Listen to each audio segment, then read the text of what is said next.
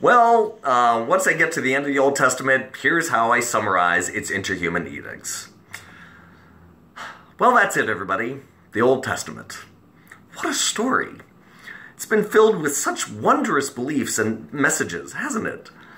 Its captivating and learned tales packed our little heads so full of divine wisdom that all those profound insights are practically squirting out our ears.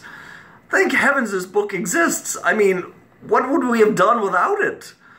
Before reading it, I had no idea that people had to know this God before they realized murder, theft, and lying were no-nos.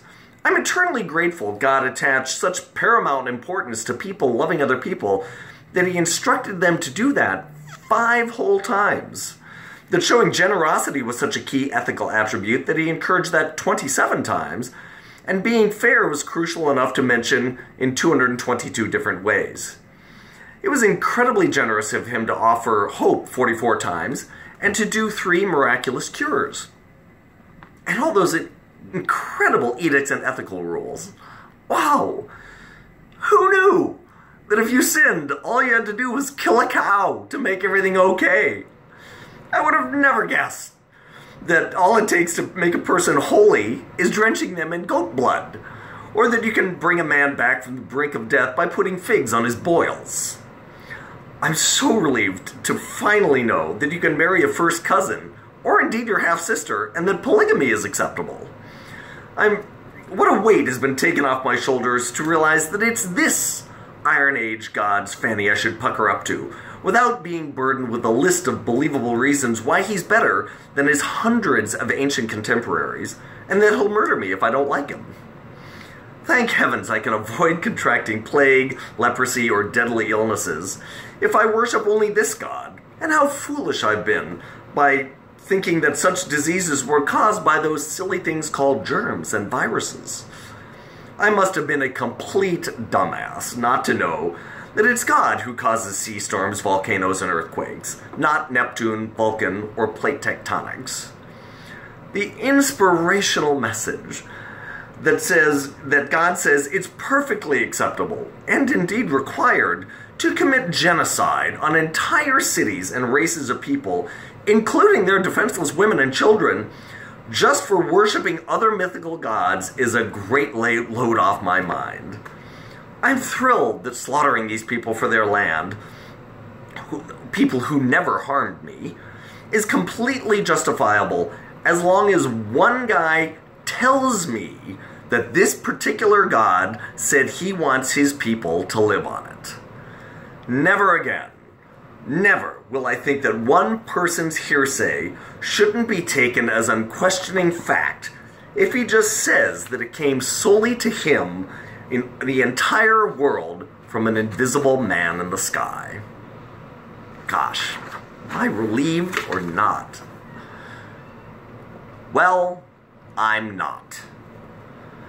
Even though the proponents of this wonder of creation called God have claimed for countless centuries that God told them to advocate a good, clean life filled with generosity and love, these total only 301 interhuman edicts and actions out of a grand total of 1,707,626. This, of course, is countered by the epic number of murders the Old Testament Hebrews committed in the unprovoked wars they initiated. Within the Old Testament, they accumulated 1,702,005 corpses, including those of children, unarmed women, and the elderly. This represents an astonishing 99.6% of the Old Testament edicts actions and eviscerates the relevance of any other percentages for the 26 other categories that I track throughout this book, be they positive, negative, or ridiculous. Even though the percentages for these other categories are minuscule, the number of times things occur or are advocated aren't. The second most frequent thing outside of it's okay to murder other people of other faiths for their land is the death threat. If you worship another god than ours, God will kill you by sending natural disasters, including disease, famine, and war, which happens 1,128 times.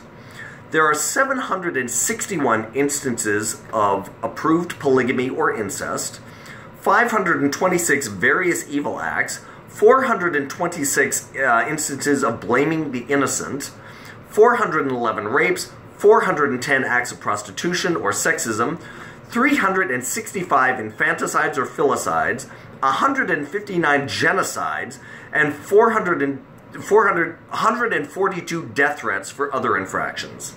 Lying and manipulation occur 129 times. There are 82 various unethical actions, including greed, desertion, fraud, protecting murderers from justice, neglecting the poor, ignoring and belittling the handicapped or sick, and denying servants civil rights. There are 57 mass murders, 43 cases of God brainwashing people, and 21 statements allowing slavery. Favoritism is done 13 times, with as many instances of child abuse and neglect. And lastly, men have claimed land not belonging to them 10 times, thus setting the stage for future unprovoked wars.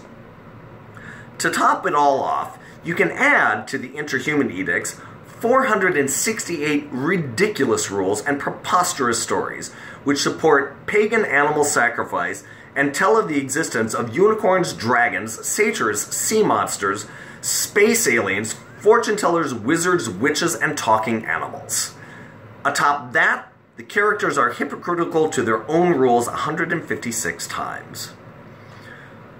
All kidding aside, people must be unbelievably desperate to worship a god that advocates such atrocious behavior.